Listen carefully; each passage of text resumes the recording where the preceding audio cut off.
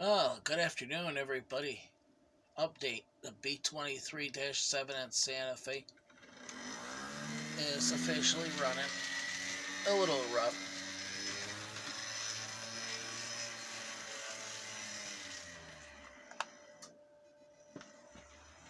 But we're going to work the bugs out of it and have the thing back up and running just like it was when we got it, but 100% better. This has one of those Japanese motors in it instead of the old-fashioned Bachmann motor.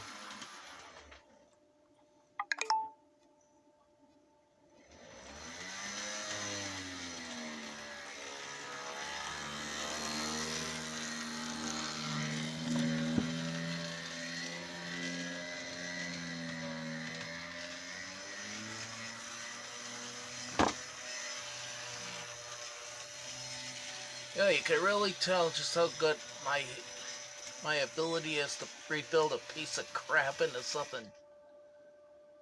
Oh crap. Well, we'll be back.